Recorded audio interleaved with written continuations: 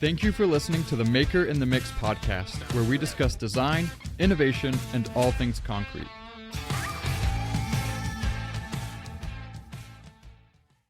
Thing where we are talking when it starts recording, which is Right. now the second time I've said that, and I think it's really funny. But all right. Priming the pump, so to speak. We're recording now. Okay. Yeah, as they Welcome, say. everybody, by the way. Well, welcome. Yes, welcome to Maker in the Mix 26, episode 26.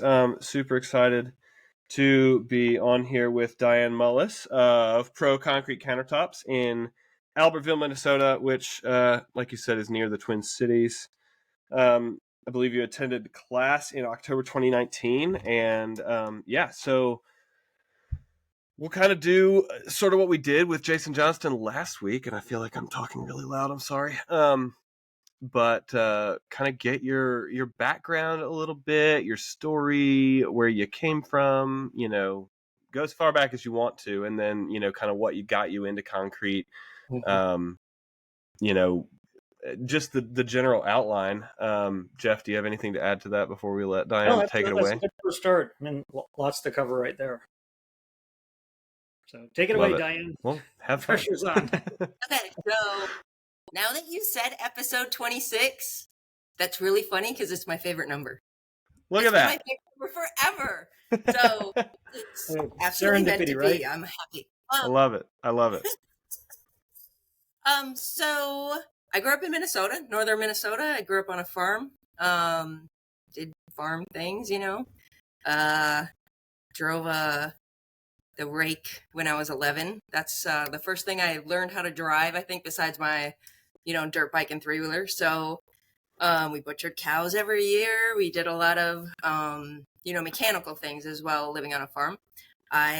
Minnesota has a great program where you can take full-time college your last 2 years of high school. So I went to full-time college when I was 16. I actually moved into the dorms just like any other freshman at 16 years old.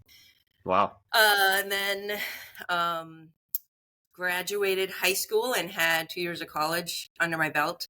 Decided that I wanted to be an engineer. Mechanical seemed the right fit for kind of my farm background. And then I decided to go to, it's now Kettering University. It used to be General Motors Institute. I wanted to be an automotive engineer. Graduated from there and started as a automotive engineer working for Johnson Controls for about 6 years. When I worked for them, I was a advanced engineer, which meant we were responsible for innovations, as well as like teaching some of the other engineers some of the stuff that they may have missed in class, kind of like refreshers and things like that.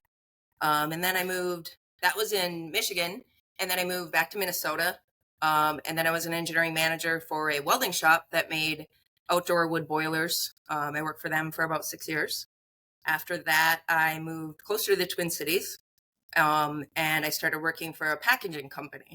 So they made automated packaging equipment, things that you would see like bags of dirt, bags of mulch. We were kind of the dirty plant people. That's what we would say. So I was very used to going to a lot of different dirty plants, if you will, but we made things like scales, form fill seal machines, pretty much a lot of the things that you would put in a bag. I was at one of the plant startups, which was a cement plant. It was for a contracted company for Menards, which is kind of like Home Depot or Lowe's. And I was there when they first started up their new cement packing plant because they were going to put concrete into plastic bags. That was very interesting. That was one of my first introductions, I would say, to messing around with concrete a little bit. They had this batch, and they would put the batch into what they called skip, which was basically like a big hopper, and they would, skip would go up 6 floors, and then it would dump into the mixer, and then the mixer would dump it into their, who I work for, their equipment. They didn't get the first batches correct. So it was mostly Portland, and it rained concrete and cement on our heads from 6 stories above. It was crazy. Like we had to run, run door. They did this twice. So anyway, I remember telling the engineer that was with me, I said, this is the worst. Concrete is the worst thing ever. And look at where you are now. So that was fun. And it was really in the middle of nowhere. So we, when you go back to your hotel, there's only one hotel there. And it was this really dirty, I didn't even want to use the towels. They were moldy smelling. It was awful. Anyway, sorry to get back to, so I was a director of engineering for the packaging company. I loved what I did. I traveled a lot. We went all over the US. I went to Europe a little bit. And so I was also building a house at the time. I have built and general contracted 3 of my own homes. My oldest daughter is handicapped. She's in a power wheelchair. So designing homes for accessibility was really important. My first husband was a framer, so we framed our first house together, and he's the one who kind of talked me into, hey, we can do this. We can general contract our own house. We can frame our own house. So after I did the first house, I thought, yeah, this isn't that hard. And I loved my job that I was doing already. I didn't really plan on leaving engineering. So the third house that I built, I got to the countertops, didn't really know what to do. This is kind of probably a lot of our, the other artisan stories. Like we made our own countertops. That's typically how we get into it, right? So my story isn't really any different there. Definitely did the, pour in place, it was like Satcrete 5,000 PSI. Yeah. Bought a mixer, had it in the middle of my kitchen. I spent like $25,000 on my kitchen cabinets, and I was nervous. I was like, am I going to ruin these really expensive custom cabinets that I just paid for? Right. But it turned out really well. I acid stained them. When I acid stained them, they did not turn out the color I was expecting. So that was another learning experience. After that, I started just kind of playing with concrete. I made some vanities. I sold some stuff. But it was really just dabbling. I was just like a hobby. And I had this vision in the back of my mind that I really wanted to do this for a living because I really loved it. I understood that what I was doing was not GFRC. Like I knew GFRC was out there. I had no clue what it was. There were no mixed designs online. So I knew, and I, just Google search, look up, find Concrete Countertop Institute. So I'm like, this is where I want to go. But at the time I didn't have any time. I was working, I was traveling, I had kids, but I knew if I really wanted to learn GFRC that I would go to CCI. So that was kind of on my plan of things to eventually. So when was that? Like, kind of, just give us a That was probably in 2015. I was thinking about doing the class, but I just didn't have time. So let's see. 6 years after I started working at the packaging company, they decided to move all of their operations to Chicago. So I lost my job, and that was in 2019, like spring. And I was like, hey, I have time to go to CCI.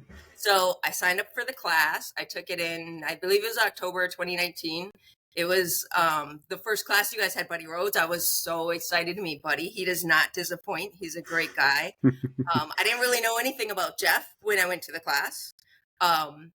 And let's see. So the first, morning I show up in North Carolina. This is like my testimony, I would say, is I show up in North Carolina. It's the morning of the class, and I'm getting ready in the hotel room, and I'm praying. And I'm praying, God, what do I do? Like, should I do this full time? Should I, go back to engineering? Because it's not like I was a white collar executive. I got paid really well, doing what I was doing. I really loved what I did. I certainly knew that I love concrete as well, but it's just kind of like one of those crossroads. Like, what do you do with your life? Do you make the jump? Do you not make the jump? And Jeff still hasn't told me where this pieces came from because I've told him this story before. But so I literally left my hotel room. I tripped over this piece of concrete. I am not lying at all. I don't know where it came from. And I'm like, interesting. Where did this come from? So to me, that says that's God. That's God answering me. Here's your sign, like literally. So I tripped over it that morning. I picked it up, and I've kept it ever since. Let me see that really fast. Yeah, where did you find it? Like in the hotel? It was in the hotel on the floor. I tripped over it. That's crazy. That is so funny. Like at first I'm thinking, okay, did she stay in the same hotel I did? Or did a sample fall out of my bag? I don't know, but it's thicker than anyone I would have made. It's the weirdest thing. That's so funny. I love that. So that's definitely my introduction to getting into concrete. I took the class. I did have, what was nice about waiting to take the class, at least for me, is I had some understanding of, hey, I've poured some concrete myself. I have a little bit of an understanding of how to make molds and things like that. I didn't know how to grout. I didn't know how to spray. I didn't know GFRC. But, I'm also a hands-on person. So it's like some of the people that took our class, like I kind of wondered if they knew how to use a drill or if they knew how to use a jigsaw, because they didn't look very comfortable with power tools. But I felt very comfortable. Jeff let me spray. I kind of sprayed it all over, which he gave me a little heck about. Like, where are your that was that weird curvy bench thing, and we did it in black. I remember that. Yeah. Yes, we did. Yeah. Well, and you were testing out the Benron, I think, the back hopper or the backer gun when that had the rim craft. Was it the back hopper? Well, yeah, that's right. Which is way better than the Benron. The Benron was during my class, which was just it was bad. Anyway, so, yes. Well, that was your initiation into the world of GFRC and how messy spraying is, and how intensively messy black concrete can be. Oh yes, your whole shop, your eye sockets. I feel like, or the ear holes, your hair. Yeah. So it definitely was. I remember so we grouted that bench, and at least certain groups were doing certain things and other groups were doing other things. I don't know if I was part of the grout team or not, but we as a class did not grout it very well. And when we wet ground it, or actually I think we acid etched it again. But some of the grout either came out or wasn't there. Yeah. And Jeff he was on us. He was like, no, you cannot have this bad quality. And I was like, this is kind of great. He's very concerned, like CCI's name is on our, backing us a little bit, and we have to make good concrete. We can't make junk. Right. Totally. So some of the people in the class did not take that well. To me, I was like, I don't care. Like, I've been yelled at, screamed at in my face before. Some of the automotive engineers they get really hyped up sometimes, Yeah, I've had some crazy bosses. I want people to realize that I have a super even temper, and it's rare for me to yell. But that was the culmination of a whole lot of herding cats, and you were in a pretty big class, and so when there were and I've experienced Jeff being upset, I think 2 times. Once was that, and the other was when this guy decided it would be a really good idea to try and cast a sofa during an ultimate class. Oh yeah. That took us 3 days to build them all. It turned out fantastic. Yeah, it did. But somebody else wasn't happy with my choice of the project. and there was, it was like, well, we have to get this done. We have to get this done. We have to get it. So it was stressful, right?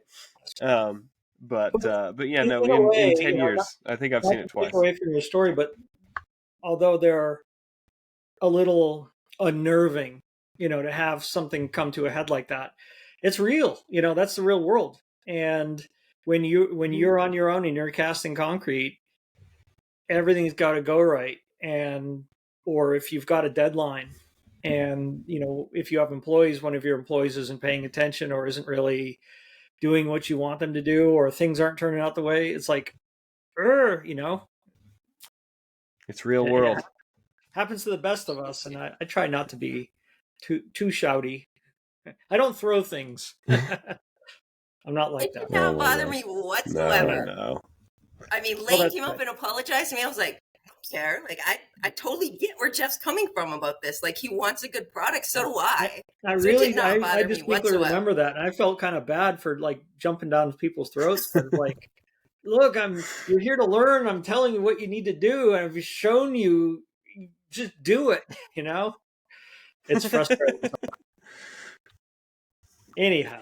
So, okay, I'm gonna derail us just slightly and ask you. You mentioned kids. How many? Yeah, and just a little bit more. We're gonna take a minor detour Meander. So tell us about your kids and that kind of part of your life. Why not? So I have two girls. My oldest is now 19. My youngest is 17. My 19-year-old has spinal muscular atrophy. It's a genetic disease. So myself and my ex both have what we call a recessive gene. And when two people with recessive genes then have a child, you have a 1 in 4 chance of having a child with SMA. So it's 25% chance. Each child would have basically a 25% chance, and then each child would also have a 50% chance of having the recessive gene. So at that time, when my daughter was diagnosed, I think they let it go on a little bit longer. She was like 15 months old, and I had a cousin who had spinal muscular atrophy as well, but he passed away when he was like 6 years old. And I was probably, I don't know, maybe 10 years old at the time. So I didn't really have that much recollection of it.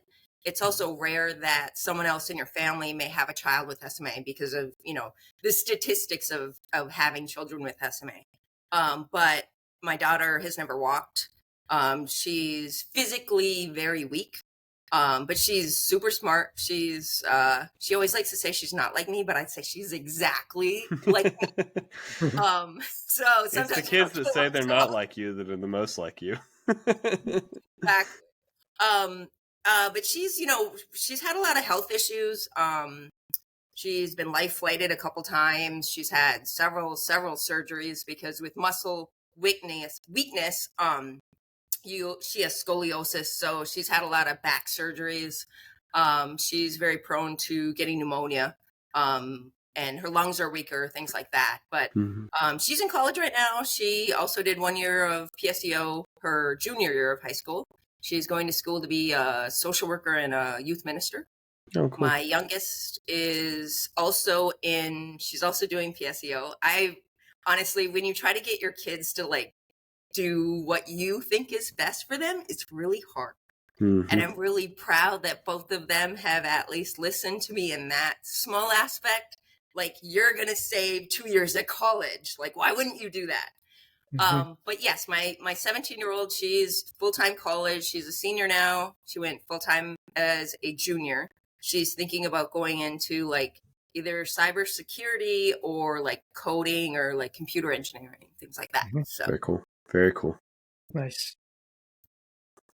Sweet. Okay, so now you have come to the class with Buddy. You tripped over a piece of concrete, which is a really cool story, by the way. At least, and then what? So tripping on it's better than having it fall on your head. Yes. Well, yes. So you've go ahead. Sorry. When you feel like you got your sign, sometimes you still ignore it. So I just did not feel comfortable enough yet to leave what I was doing to do concrete. So originally, I was thinking, when I was working full time, I thought, okay, I'm going to wait until I have enough money to really financially start a business. And so that was one factor for me deciding, should I start my own business or not? After taking the class, I called Jeff. He listened to me probably ramble on for a while. But we had literally a 2-hour conversation about, I was really at a crossroads, should I go back to work or should I do concrete? And Jeff really talked me through that. And I had a lot of questions how much money can I really make doing this? How much money, here's what I make now. Can I really make that much money doing concrete? And he spent 2 hours on the phone with me. I mean, who spends 2 hours on the phone with someone like that? Basically kind of almost being my concrete therapist, I would say. And he's Yoda. Yeah. And obviously he can't tell me what to do. And he told me he can't tell me what to do. And I wasn't wanting someone to tell me what to do either. But at that time, since I was always the breadwinner of my family, so I decided to start working as a director of engineering again. And so I spent about a year doing that. I worked for a small company. And interestingly enough, after a year, so let's see, I started in like February, and I was still working, on my business part-time, doing, paid jobs, things like that. I landed a job for the Vikings player. He was a Vikings player, Kyle Rudolph. And I just had a website. I didn't personally know him like I had met him before because he did some charity events and things like that. But I didn't get the job because I knew him. It was just simply out of the blue. And I was like, wow, I'm making something for an NFL player. Like, this is huge. Why am I not doing this for a living? So that was in the fall of, I believe, 2021. Maybe it was 2020. No, it was in the fall of 2020. And so we completed this job. It was kind of crazy how we ended up flipping the piece. I had my neighbor come over with his bobcat so that we could flip it, because I made it in my garage, of course. It was probably like a 900-pound huge island. We made like 4 different pieces: an island, a back bar top, and then 2 pieces for in front of his golf simulator. But the island, I had to get like 10 of my friends. I'm like, can you help me carry this in? My sister was there. We just had a ton of people. So just pulling that off was very daunting. But that went off. It was great. And then about 3 months later, I got fired. So that was definitely the launch into concrete. I've never been fired in my entire life. So it was very Sometimes interesting. you get pushed into things. Yeah. Exactly. And that's how I felt about it. I felt, this is God telling you again, like, you don't listen the first time, I'm going to make you listen this time, type of thing. So yeah. And it's interesting because the building that I'm in is only 5 minutes from my house, is very close. That was also kind of another thing where I was looking at a different building somewhere else that would have been further away, because I was thinking, well, I'm working full time. Maybe I can just work, part-time still on concrete and get a bigger shop.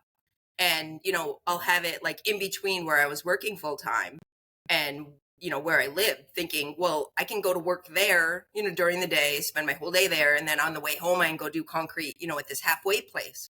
That did not work out. I gave that, it was actually the same space, like 5,000 square feet that I'm in now, but it was further away. And the guy said, no, I won't take your, like, I basically made an offer. I said, if I pay everything up front for the year, will you take this instead of, what he was asking for rent? He said, no. And then that same night, my boyfriend found this place and he said, hey, let's go look at this instead. So we came here that night, looked at it, made the same offer to this guy. And he was like, and he was doing, he was kind of in construction. I think he owned like a drywall company or something like that. And he was like, so encouraging. He was like, you're going to do great. This is awesome. And he took our offer right away. And I was like, okay, it's perfect. It's only 5 minutes from my house. So I really felt like everything was really set up in that way. So I'm very blessed in that aspect for sure. I also, like, the reason I loved concrete is you can make anything. Like, I'm sure all of us, that's why we like concrete, right? Is because you can make everything, anything, and you can make any color. But I was I'd say, like, if you come to my house, if you see my motorcycle, everything's black. I really like black. I'm very plain in my, like, day-to-day life. Almost all of my clothes are black. But for some reason, like, hot pink concrete is really cool, and not painted concrete. But even like my sign has all those colors, like colored concrete is really cool to me. And I honestly didn't really like art either, but making concrete art is really cool to me.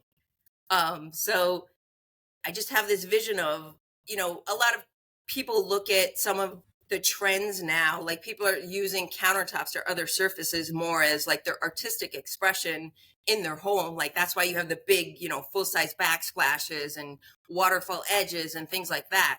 But like, literally, that stuff is all like pre-made, or it comes from, the earth or something like that. But with concrete, we can literally make it look like art instead of, stone that's kind of arty, but yeah, so that was like that's kind of my vision where I'd like to see concrete go, is more in the artistic aspect of, why not have a countertop that looks like Starry Night, or something that your customer really likes for, different types of, or like abstract art. I really love abstract art now, because I can see how that would look great on a countertop, like really stand out as something like, wow.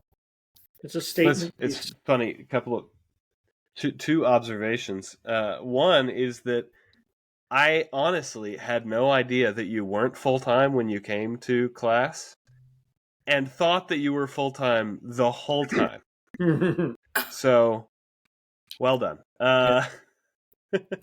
And then the other thing is that from your, Instagram profile and that kind of thing, I never, ever in a million years would have guessed that you weren't that, loud is not the right word, but like artistically vibrant in your normal life. So I find those things very intriguing and funny, and I like it. I think there's a there's a takeaway that a lot of people can learn and embrace from. So what little of your story you've shared with us is, you came to this with a passion and a vision that's probably evolved a little bit as you kind of got more experience with the material, and you started working more and realizing what is achievable within your skill set and within your vision and within your like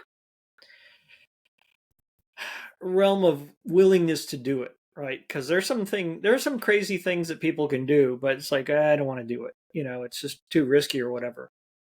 And I think it's important for people to realize that not everything is going to be gray and straight edged and inch and a quarter thick, and what you see online. Like, what you see online is not indicative of what can be done or what should be done.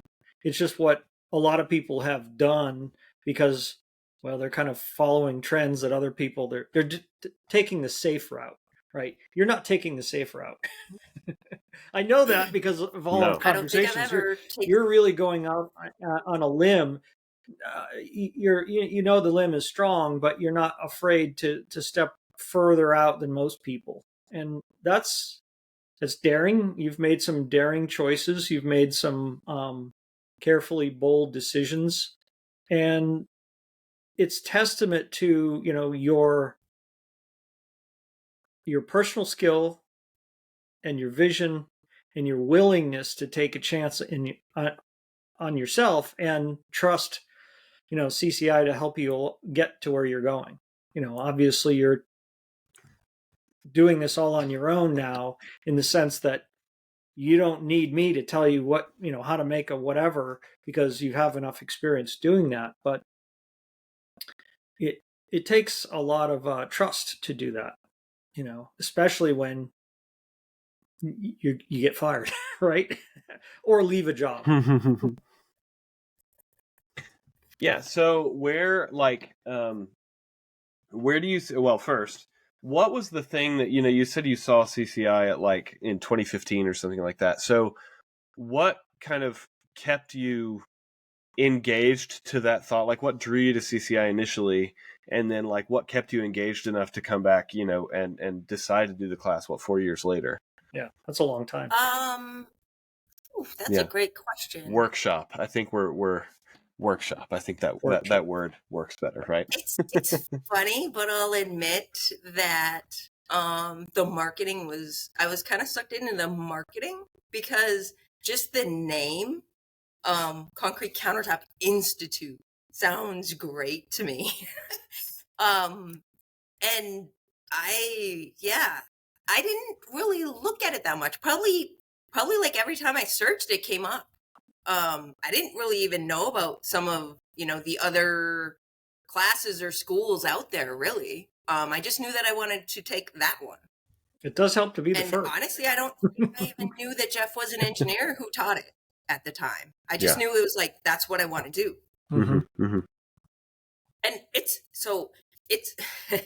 even though Jeff, you say, yeah, I probably don't need you, but sometimes like I made this table with the wood piece, I can't remember what kind of wood it is. Anyway, the wood piece in the middle, and I designed concrete legs for it.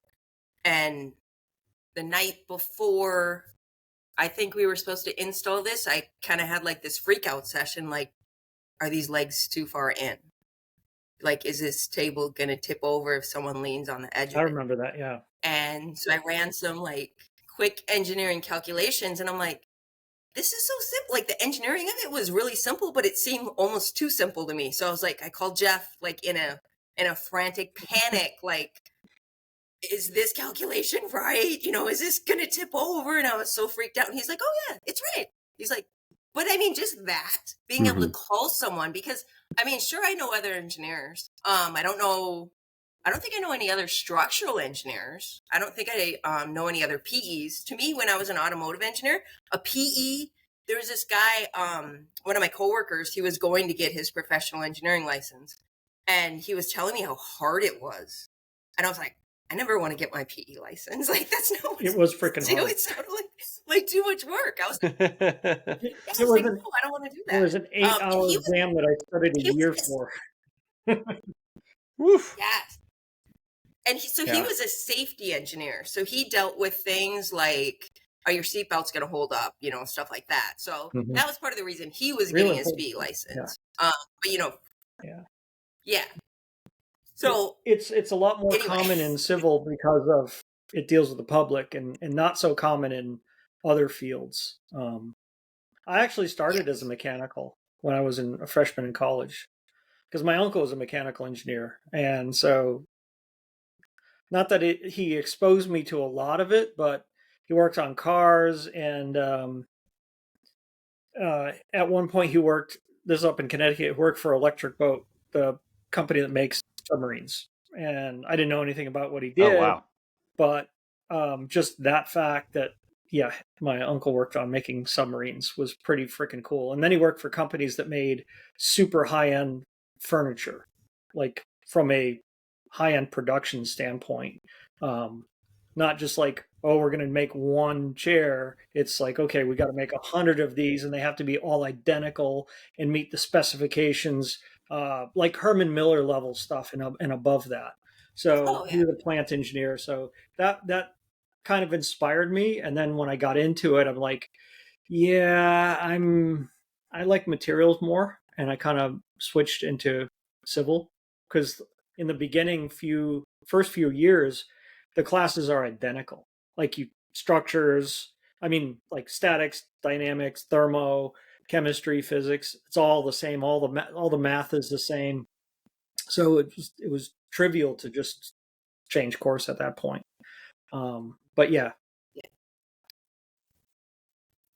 So I mean, it was probably like, I want to say, it felt like, if my memory serves me right, it was like 9:00 at night. I think I was able to talk to Jeff.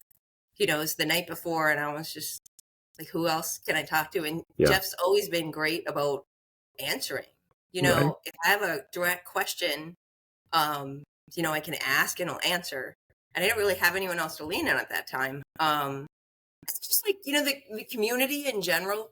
When I was going to do the 23-foot fireplace round, I talked to Jeff about that. I also talked to Jay Gillis from Oasis. And he told me, he said, it's like death from above. I'm like, what? What's really funny about that is 100% I can hear him saying that. Yeah. And when he's saying it, and Jay, I hope you're listening to this. When he's saying that, he's got his phone here and he's shirtless in his shop. That's, That's Jay. we talked about using genie lift or something like that, and he was talking about like cantilevering it and stuff like that. And I was like, that's just, I don't know if I want to do that. So I talked to Jeff, and we kind of talked through, well, what are the other things we can do rather than a genie lift? Because I honestly didn't feel that comfortable with counterweighting it, things like that. And I ended up buying an electric winch.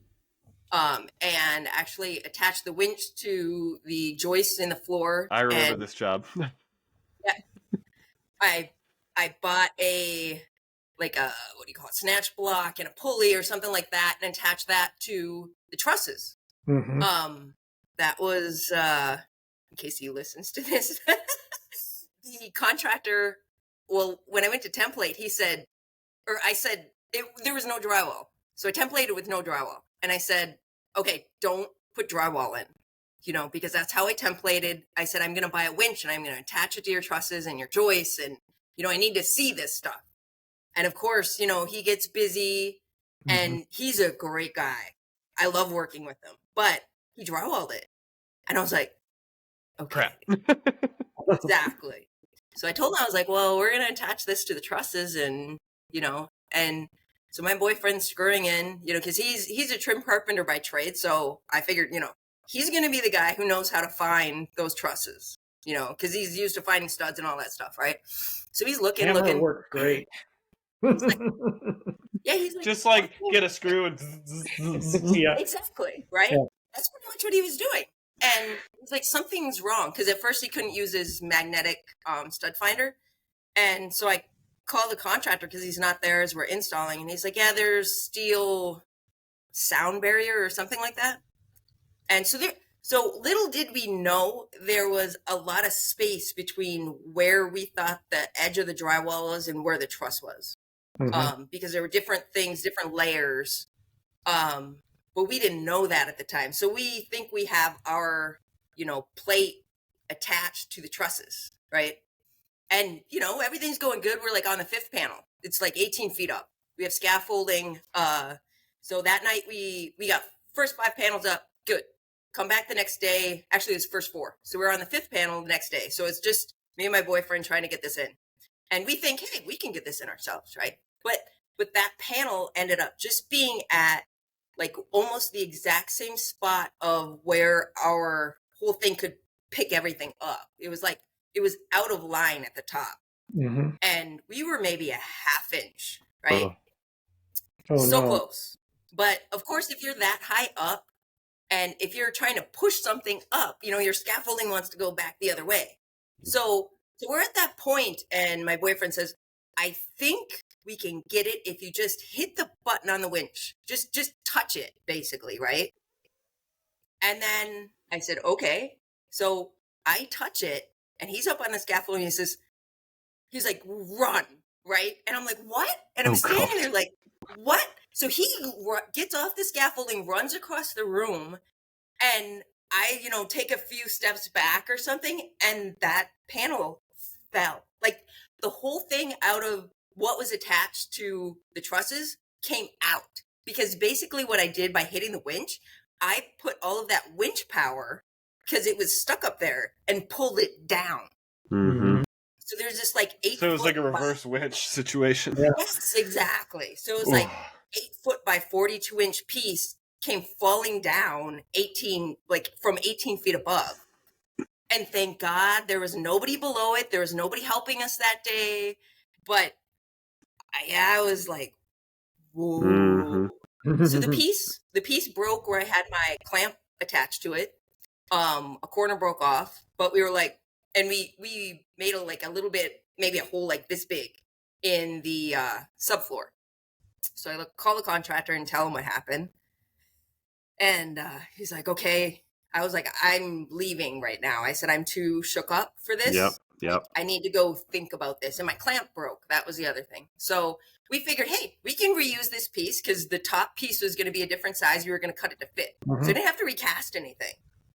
I knew a stone fabricator that wasn't far from me. I called him and I said, hey, do you have an extra clamp I can borrow? And so 2 days later, everything's in and we were done. Nice. That's amazing.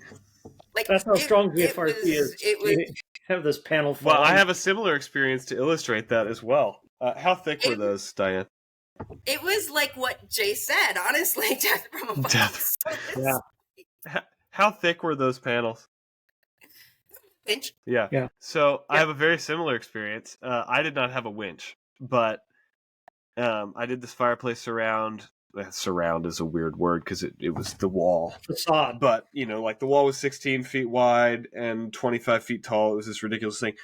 And it had this accent on it. It was kind of an upside down L-shaped accent that was like a dark stained wood that kind of bumped out. And so the top 2 rows of the fireplace feature sat on top of this, L-shaped thing. And so we're up there, so we're probably, 18, 20 feet in the air. And I'm the dumb guy who does not get a winch. We're 2 guys on a scaffold just kind of sticking these things up there. And and so we had, and not quite as big as 8 feet wide. I think it was 6 feet by 4 feet roughly. I don't remember the exact dimensions, but like I get it up there and it's sitting on the thing and I need to adjust it just a little bit. And it adjusts just enough to slip off the accent piece and just all the way. I mean, it went through, it landed kind of on a corner and it went through the hardwoods. And it didn't break. And I installed it. From around this, it was, do you follow golf at all? It was Annika Sorenstam's house. And she's a professional female golfer, very, very talented, lovely lady. And I think she was there, and like all you hear is me going, shit, from the top of the, So I understand. It's something none of us want to understand. Right. That's a moment where you have to go home and change your but I feel like we've all had, some experience to that effect, right? Maybe it's not a fireplace around, but so the moral of the story is he should have listened to you. Don't stand under it. Drywall up, right? If he hadn't put the drywall up like you asked him to, none of this would have happened. Right? So it's those pesky contractors that don't listen. Mm-hmm. Well, he had to get his house down. Like, I understand, but yeah. I mean, other artisans have definitely, did 23-foot surrounds without using winch too. Yeah. I mean, why work hard when there's machinery that can do it for you? Why take the risk of hurting yourself if there's machinery that can do it for you?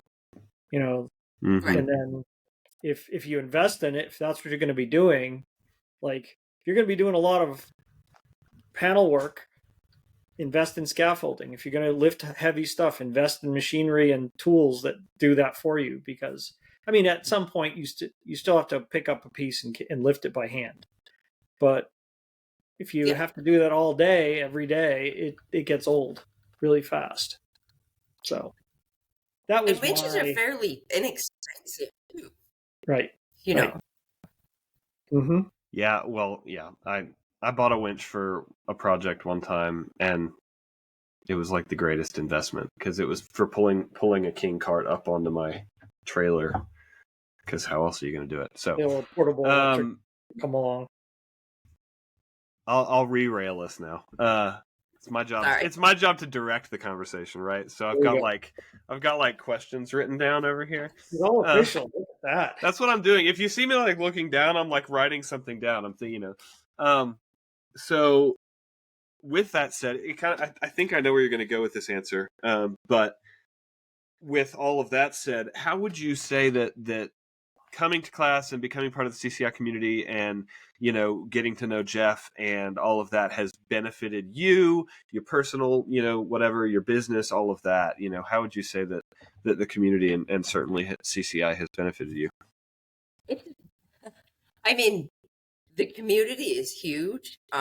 It's always been for me the two things for the class, and it's been Jeff and the community. So I mean, even to this day, I think today, maybe earlier today, I was looking for something about terrazzo. I was like, who else supplies aggregates? So I just went to the alumni group and searched, terrazzo. Because I know some other people, posted, hey, you can get aggregates from these different companies. Mm-hmm. There's a constant, reference there that I can use. Also, when my oldest daughter broke her legs when she was in Colorado, she broke her legs. And, I had posted like on my social media or something that I was in Colorado, and Jason Rogers reached out to me. And he's like, hey, you're in Colorado. You want to come by my shop? I'm like, yes. That's awesome. Yeah. I love that. And then Nick from Raw Creative Yeah. reached out to me too. And I got to meet him. I'm like, this is really cool because there are people literally in every single state that I can, hey, if I'm in your state, maybe I can go see your shop. I met Bart when I was in Texas. I met Steve, actually. Steve, I don't think Steve's went to CCI, but just having, I would say, the ability to reach out to other artisans. Like if I wasn't able to reach out to them, knowing that some of them were CCI, I wouldn't probably feel comfortable enough to even reach out to Steve. And I met Steve in his shop in Syracuse. Steve's a great guy too. But this industry as a whole is, it's great. I really like talking to other artisans, being able to, kind of work through problems, ask them questions if I need to. And everyone has their different style or thing that they've done. Not all of us have done, a 23-foot surround, but you can find someone who's a CCI alumni person and ask them, for help, which is huge. I absolutely love the community. Jeff has spent, I bet you spent more time talking to me than anyone else because I will ask questions and ask questions and ask questions. I don't know, Diane. I bet I've got you beat there. Well, that's only because you are right next to him. I know. I think I had you beat before I became part of the team. Yeah, because you're probably smarter than me. But no, it's so interesting. I'm going to turn that comment around. There aren't enough people that reach out to talk to me that should. True. Right. I agree. Don't be afraid I agree with that. There are no stupid questions. There are no dumb questions.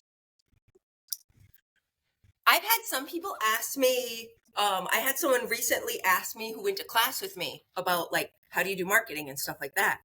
And, I gave him whatever answers I could. And I said, hey, you know what? You should reach out to Caleb because he took over like Lane's position kind of, and marketing. I said, we have the sales and marketing workbook or whatever. I said, but you should just reach out to him. And I don't think he has yet. Honestly, do you know who it was? Because I think somebody did that you. Brandon. Brandon. Kohler, I think. Kohler, yes, he did. He absolutely did. Yeah. There you go. Don't.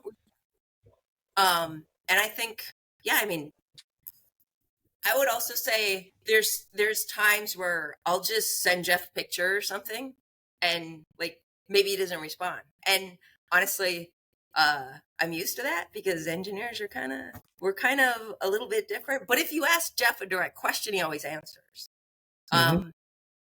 And I think the other thing is I'm also used to engineers. So like when Jeff goes and talks about like all the different possibilities, I'm very used to that. And I don't want him to tell me what to do. I want him to tell me all the possibilities or did you think of this? Did you think of that? Well, it's like, the whole teach a man to fish kind of thing. He's not going to tell you this is the answer. It's, here we're going to work through it and get to the answer together. And then maybe next time you can, work through that same process on your own. And so, and I think I was going back to the community thing for a sec. It's unlike any community that I'm, aware of. I hear a lot about, a lot of drama in like the woodworking community or whatever.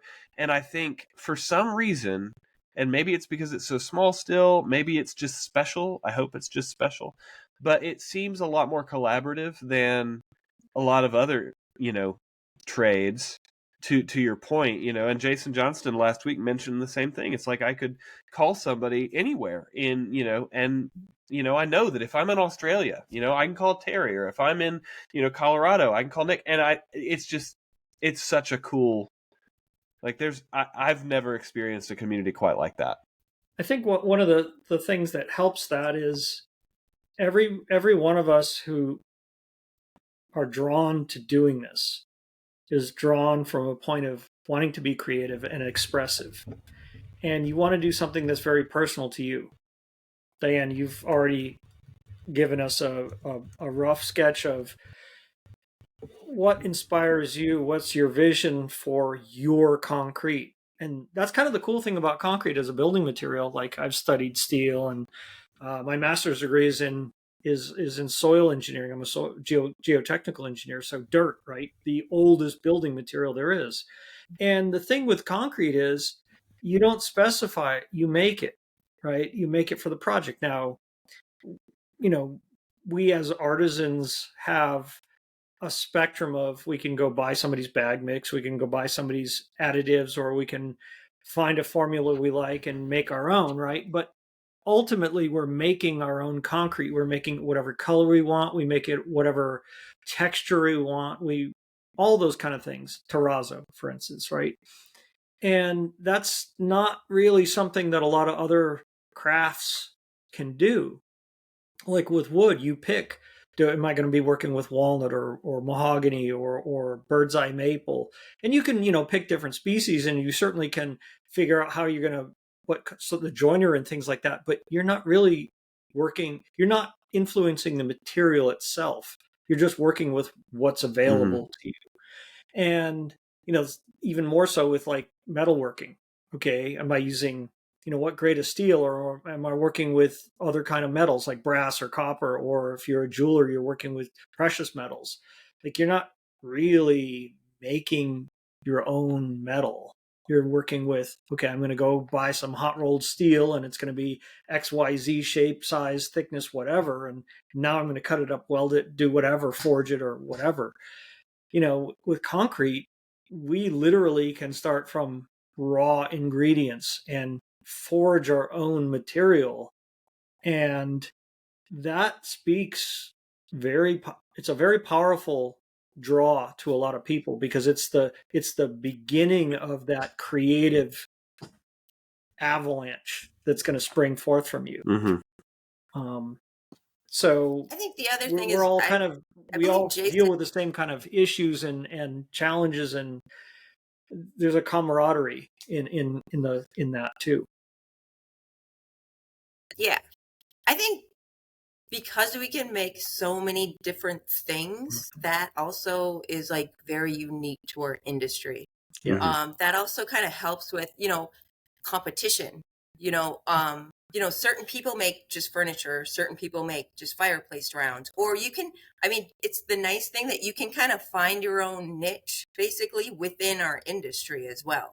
So it's not just countertops, it's not just fireplace rounds. There's so many different avenues of marketing and sales that you can do with this industry. And that's another big part of why I feel like a lot of us don't feel like we really compete with each other, because we don't, a lot of us are just local or something like that, but also there's so many different types of products we can also make. Yeah, well, and I made this point a couple of weeks ago, or maybe it was last week, but to that point, like, I don't know if you have any other, artisans in your immediate area, but a lot of us do. I know that, when I was in Orlando, Jake Brady was, a couple hours away. Patrick Galladay was a couple hours away. In Florida, a lot of the contractors and stuff work in multiple big cities. And so, it's not all that common it's not all that rare. It wasn't at the time for me to have a job in Sarasota, which is where Jake is, and, him in Orlando and vice versa. And so, but we never ran across each other. It was the weirdest thing. And I know that we were both very busy, and I know that we were working a lot, kind of quote unquote side by side, but I never saw him on, there was never a competitive thing. And, similarly here, Harvest Laser, fluid form concrete is in Brevard, so 45 minutes from me. Actually, Jeff, he and Trevor are both going to come to the November class, so excited about that. But he texted me today. But yeah, so it's so it's so cool and so different. You know, I feel like when you've got, you know, 3 or 4 cabinet makers, I doubt that they're, you know, having lunch with each other. I mean, maybe they are, and that would be great. But, you know, I go down to Brevard and have lunch with Harvest, or he'll come out, you know, and it's a really cool opportunity that we have to kind of elevate each other. And that's by far my favorite thing about the trade, the industry, whatever you want to call it. I think it's also I don't want to say misery likes company, but like we I used to run marathons. But I likened doing concrete to running a marathon. For this reason is that you go through honestly all of these emotions of, at first you're all like, I'm excited, I'm gonna start this business, it's gonna be great, right? Just like you're at the start of the marathon, you're like, I'm gonna hit this like 4-hour marathon, everything's gonna be wonderful. And then you get to like, you know, mile 12, 13, your feet are wet and you have blisters, and then, you know, just like concrete, you're like in the middle of it and it's like, this sucks. Like I bet you, I don't know how many artisans or how many times I've said it, like, concrete sucks, I hate this. But then you get to the end and you're like, this is wonderful, and you want to do it again. And that's how a marathon is. Like, you're in the middle, it's hard, you hate it, you finish, you're happy, you're done. And then like 2 days later, you're like, I want to do this again. I'm going to sign up for another marathon, you know?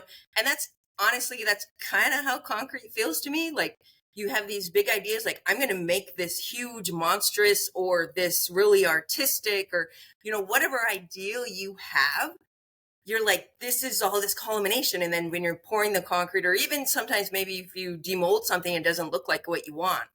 And then, you know, like all of us think, okay, 2 days later, we're like back all into it. Like, we're going to still get this. We're still going to do it. We're going to get it done.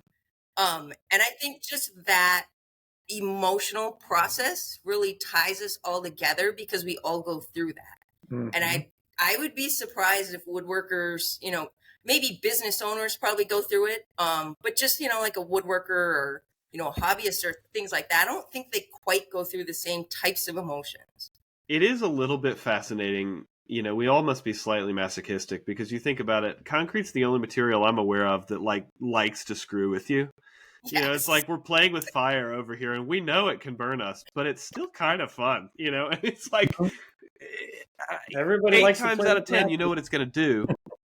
Yeah, I mean, and it's at one time, this is very early on. I don't know if I've told the story on the podcast, but this is before I went to CCI. Actually, the end part of this project was being installed. Well, yeah. Anyway, somebody was installing stair steps from this project on my wedding day, which was weird. But it was this island was actually sitting in my shop, waiting to get installed when I came to CCI. So it was October 2013, roughly. And it was this big 2-inch thick island, and it was in 2 pieces because it was wet cast. And because I knew absolutely no things, it was wet cast with no reinforcement because I wasn't taught, right? So just pouring concrete. So 2 inches thick. Each piece is like, it says 14 foot by, 5.5 foot island. So each piece is 7 feet wide, long, and 5 feet wide. I mean, I think, each piece was like 1,500 pounds per half or something ridiculous like that. And I pour it, and the next day we flip it. We almost die flipping it, as one does. And there's this perfect circle in the middle of sand grains. Like, I polish it. It had been a full moon, and the sand grains collected in a perfect circle in the middle of my black countertop. And I had to redo it because, like, I don't know. And I mean, it's that kind of thing that is wildly unpredictable and is like what makes us hate it and love it all at the same time, because there's this element, and I think that's what gives it the emotion. It gives it the, you know, there's that something about it that natural stone and other countertop materials just don't have. It's just this, it is what it is. It is its own thing. And, you know, for us to have the opportunity to like learn to wrangle it is a challenge and a blessing and a curse and you know, all of those things that make it worth doing. I can't speak from experience because I don't have kids, but making a piece of concrete and going through the whole stages of planning for it, making it, processing, installing it, and then seeing the client's, reaction to it. I think it is a microcosm of, in a weird way, like raising a child. Right? It's You almost hope like it turns marrying out. off your kid, right? It's like you hope everything's going to turn out right, but you're not really sure, and they're going to, like It's you going said, really far. you can influence them, but they're going to make their own decisions. So I don't know. That's a weird Yeah. thing. But you both have kids, so I'm like, oh, maybe that's part of it. Maybe it taps into the human, psyche of reacting and I do think responding. there's a lot about the material that taps into those emotional kind of, It's a roller coaster. the Yeah. things we need therapy for are the things that come out with concrete, Right. I mean, even when you are very, very experienced and like, I mean, I'm to the point where I'm developing products that other people are going to rely on. So there's a lot of pressure on it. There are still surprises. There are still interesting things to learn that, you're like, wow, I've always either assumed this or run under the somebody told me this, so I'm going to keep doing that. And then eventually I get around to, like, I'm looking at fiber loadings right now, and it's like, well, I was wow, about to say, it's kind of like the fiber thing, yeah, the brand of yeah. fibers. Like, Brand of fibers, the fiber you would think it wouldn't loadings, make a difference, but sizes of apparently it fibers, does. and it's not as clear cut and intuitive as you would think. But Well, that's because you're led to believe that you're comparing apples to apples, yeah. Well, it's. I mean, when you don't know the details of something, you have to fall back on what are you familiar with, and what are, if you have something new, and I'm talking with my hands, but you can't see my hands. If you have something new, you're always comparing it to You what will when the recording is done. what You will see your what you're hands. used to, what you're familiar with, and that's basic human nature. Like, is to, okay, there's this unknown, so I'm going to try to wrap my head around it and explain it and understand it relative to stuff I do know. That's the only way our brains work. So sometimes those connections, which seem reasonable because our brains are manufacturing these connections, are completely wrong, or not necessarily wrong, but misguided. So concrete, in a way, kind of shows you that. Like, a long time ago, and I may have mentioned this in one of in the class that either of you were in, but concrete is like, this is a language class. When you come and learn about concrete, it's a language class, and because concrete talks to you, it communicates with you, and has a pretty simple vocabulary, but it is absolutely clear when you screw up and you don't do what it wants you to do. You just have to figure out how to interpret that and then correct it. And it's more often time, I screwed up and did something it didn't like. So it's going to not cure right. It's going to curl. It's going to crack. It's going to come out the wrong color. It's going to do something. It's going to have those sand grains come out in a weird spot. Something, right? It's the constantly reflecting on how it reveals our hubris that we are in complete control. But on the other hand, I see my role, and CCI's role as a whole, is to help people see a bigger picture, to help so that you can start learning how to understand stuff. That's why I stress fundamentals as being so important, because if all you know how to do is follow somebody else's directions, that only works until the concrete says, hey, those directions aren't right. Or you deviate from the directions, and you don't realize you do. Well, and I think, to get the fundamentals, we exist to do that. And certainly we've done, various techniques things and advanced classes and things like that. And I think, to get the fundamentals, it really is. And that's why we offer the ultimate, workshop. It's like, here's 5 days to really dive in and, not just skip across the surface in, a day or two. It's like dive in and get to know us and get to know, there's a whole lot of, getting to know us and where you, where we fit into your journey that helps you, hopefully, so that you can actually access us. And so, I know for my a hope fact is that that some of the things that you're doing now, Diane, we didn't cover it all, but the right. fundamentals of what you learned helped you guide yourself to some of the visions that you're going to have for your own company now and in the future. I've It's all seen some of building the blocks, right? big, slabs that you've made that were very, very thin. It's like, wow, that's That they're built to 1/4-inch do slab. this. I want to hear Yeah, more about that, actually. yeah, do tell. The same contractor who we worked with on that tossed around is the one who pushed me. He's like, I want a 1/4-inch slab. I'm like, But why though? Can we talk about that? Like, what's the? he wants to put them on the ceiling. Oh, Okay. as one should, How much did that? There was a 4x8 slab, 5x8, 5 by 10. 5x10. Okay, how much does that 5x10 slab weigh? It's Quarter. about 140 pounds. So it's less than porcelain. And what's great about concrete, and that's like, I always like to compare it because, like, what's great about concrete, it's so flexible. Is there just If a you ton don't- of scrim in it? What's that? Ton of scrim on the backside? Oh, yeah, I did put shrimp, just one layer.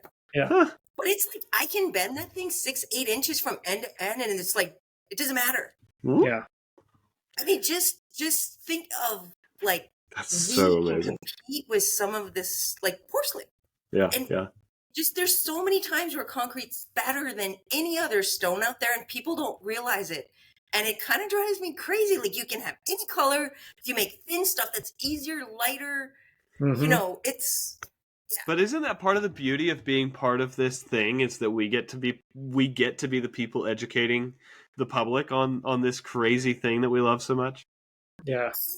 I'm We're more of a creators and builder than a evangelists. teacher. Concrete evangelism. There's got to be a name for that. Oh man, I love it. So, like, go ahead. for example, when I was setting up my shop, and I really wanted to make this sign, right? And I called Jeff, and we talked through, how can I make this sign? And it wasn't just, it was really complicated formwork, and I really wanted to bend it, because I don't remember who I was following on Instagram, and they posted something like, the bendable concrete thing? Yeah. So I was like, that's really cool. So my business colors are red and black. So I wanted to do this red piece and this black piece.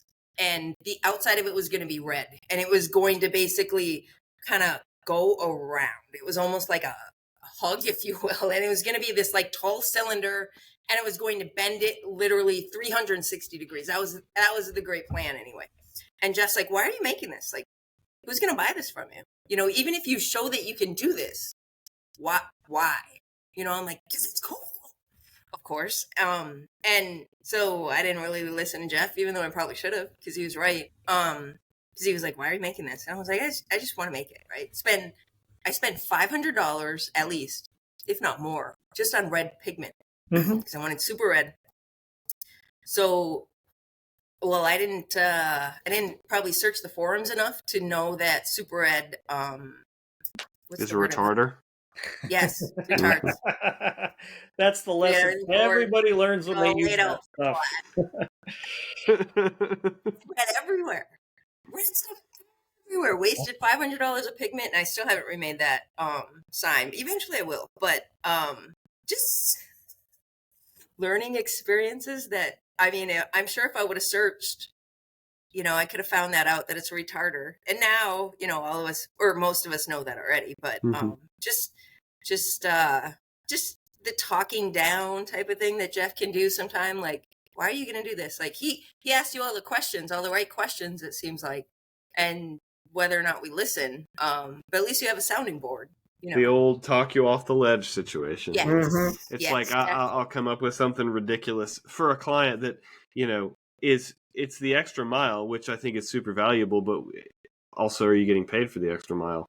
And he's like, well, did you charge for this crazy thing you're about to do for this client? And I'm like, maybe I don't need to do it. And it's that voice of reason, the talk you off the ledge. And I think that's that was the value for me in taking the class. And, like you, I actually, I called Jeff and,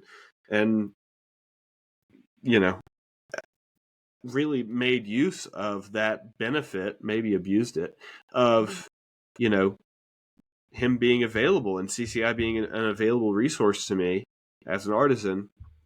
And to me, that's the value. That's the class is like the starting line of this relationship that you are developing with CCI when you invest in the class.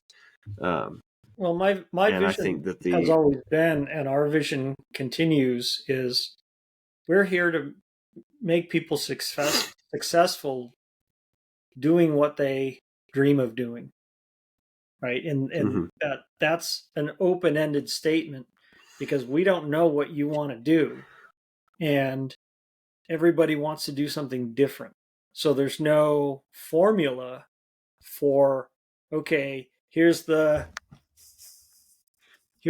manual that you have to follow, and we're on chapter 5, paragraph 4, step 7 of, okay, now you got to check this box and do this step. And then it's not like that. It's right. It's a collaboration of growth. And, coming to class is just the beginning. It's the training. Like when you want to run a marathon, you just don't wake up one day and go, I've never done one before. I'm going to go buy some shoes and run a marathon next week. Some people do that, but very few people actually succeed and get to the end. They might get discouraged, or they might get hurt or whatever. But, when you come to class, it's like training for that. And that's not the end of it. It's now a lot of it's up to you to go from there, but you're not alone. Right. And, that's something that I've always felt was very, very important, is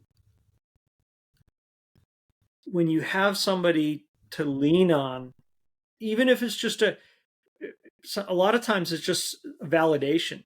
Hey, I'm thinking of doing XYZ a certain way. Does that sound about right? And I'm like, yeah, that's exactly how I would do it. You're right on track. Just having that validation and that confirmation of, yeah, you got this. That goes a long way. It's not about me trying to be, oh, I know everything. I'm the whatever. No, that's not how it is. It's I want everybody to take off and fly on their own. And not that I don't ever want to hear from you, but there's a point where, yeah, you leave the nest, you learn how to fly, you're on your own, but that doesn't mean you don't keep touching base, because ultimately, and we saw this with Jason last week, as you progress through your career, when you come to class, you start your business, there's a period of time, a year, 2, 3 years, where people kind of get their feet under them and gain the confidence and develop their market and really start generate, they're now a solid, mature business. And when they get to the point in their business where all of a sudden, okay, we got this. Everything we're doing, we could do with confidence. We're getting the results we want on a consistent basis, which is fantastic, right? That's what you want. Then you're like, okay, now what's next? Now where can I take it to the next level? What can I do? Can I make that 5 by 10 foot, 1/4 inch thick slab? You couldn't do that on year one with any degree of confidence, and certainly not a high degree of success. But there's a point where, yeah, you want to challenge yourself. You want to do more. You want to stretch yourself. You want to grow. We want to keep growing. We want to be more creative. And so having this community, right, of people who maybe have already done something similar, that we can all lean on each other. And Caleb and I are just we're like the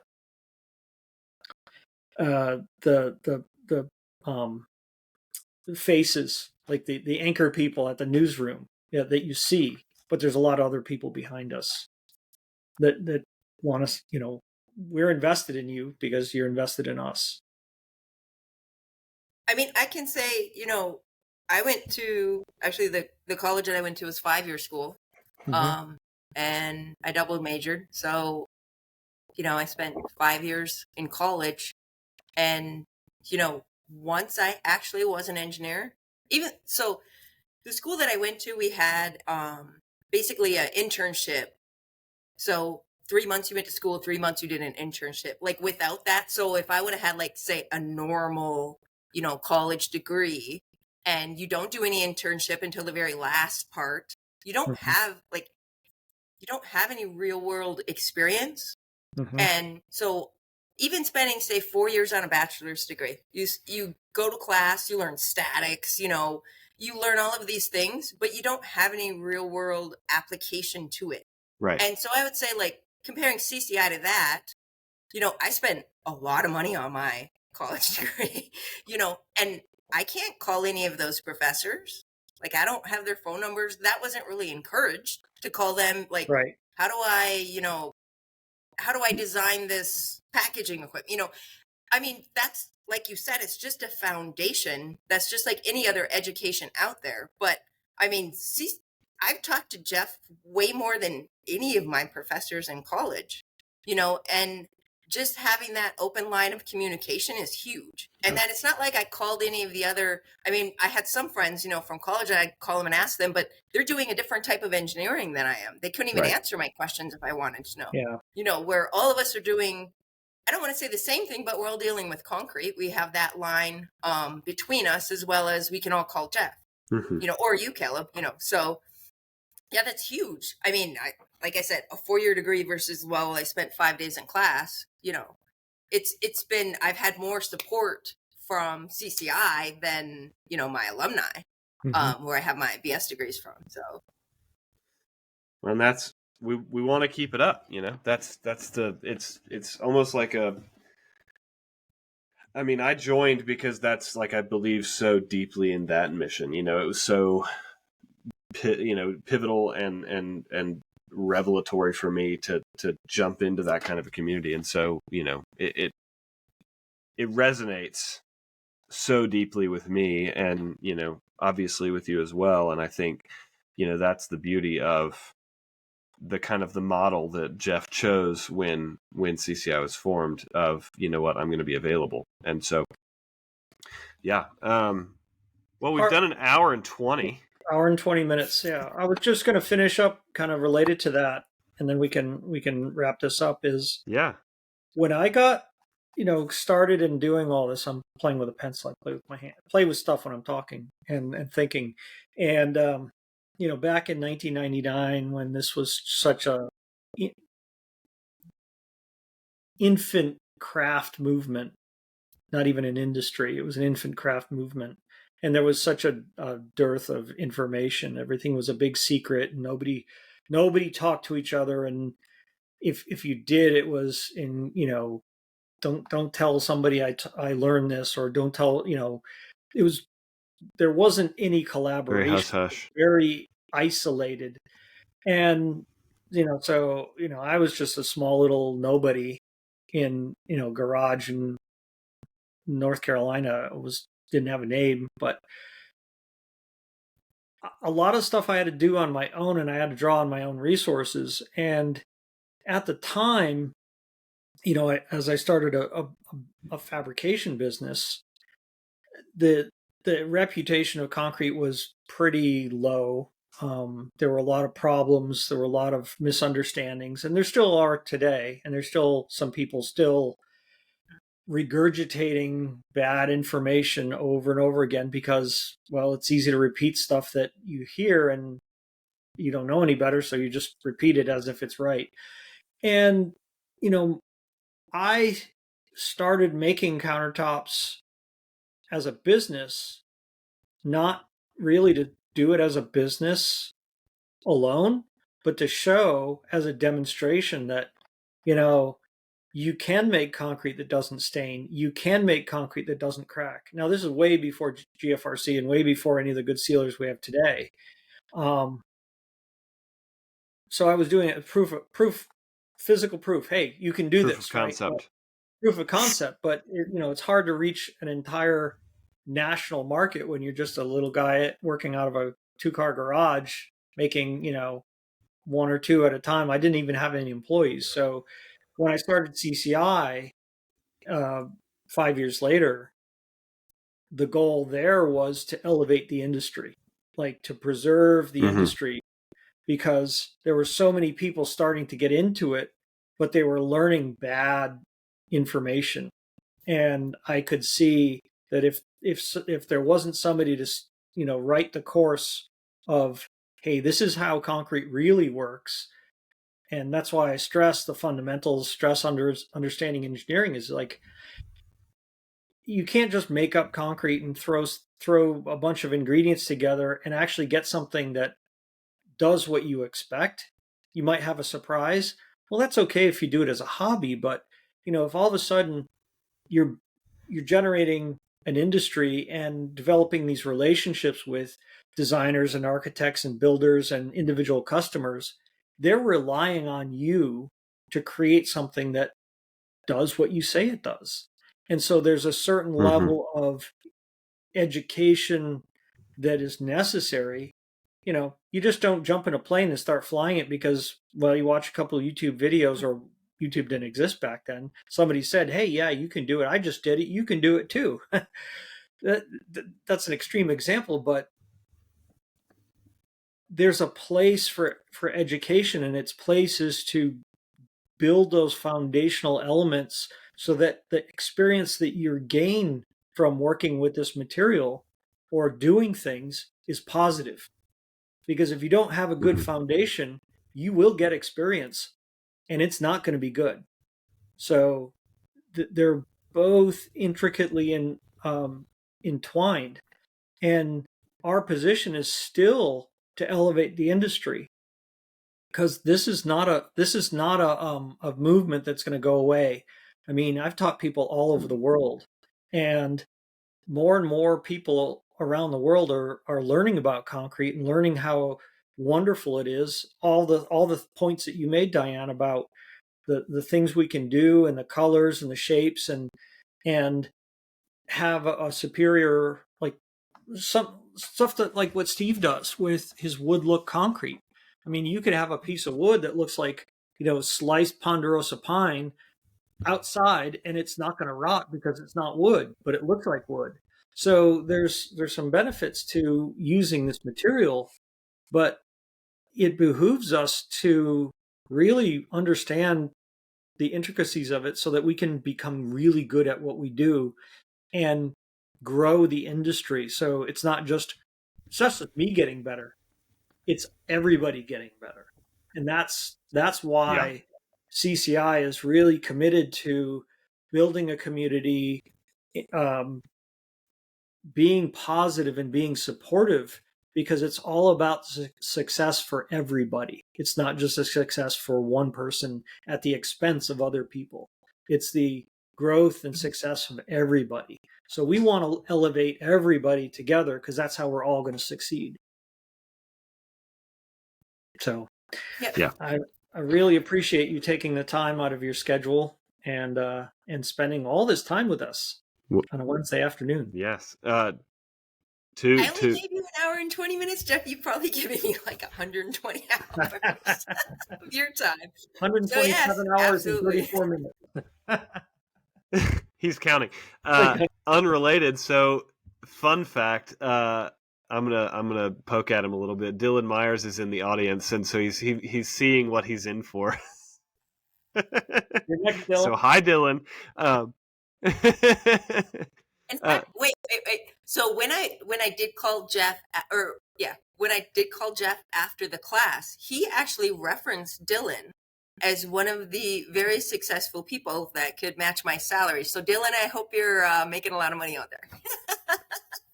Dylan's doing some wild stuff. He does. Yes, yeah. He does. I love it. Right, I we love should it. wrap this up. Diane, any final thoughts? Anything you want to wrap up with, or? I think I probably talked too much, but No, you didn't. Not at all. I appreciate that you guys let me on your podcast. So thank you. Of course, absolutely. We're glad to have you. Glad to have you. So, well, thanks for coming on. Thanks for to Dylan for being live, and to all of you who will listen later. But tune in next week for more exciting content. Right. So, thanks, Diane. I really appreciate it. Much appreciate it. All right. Bye. Bye. Thanks for listening to the Maker in the Mix podcast. If you liked the content and want to hear more, please like and subscribe. Feel free to follow us on YouTube as well as Instagram, Facebook, and check out the website, www.concretecountertopinstitute.com. And of course, we'd love to see you at one of our upcoming classes. Tune in next week for more informative content. Thanks.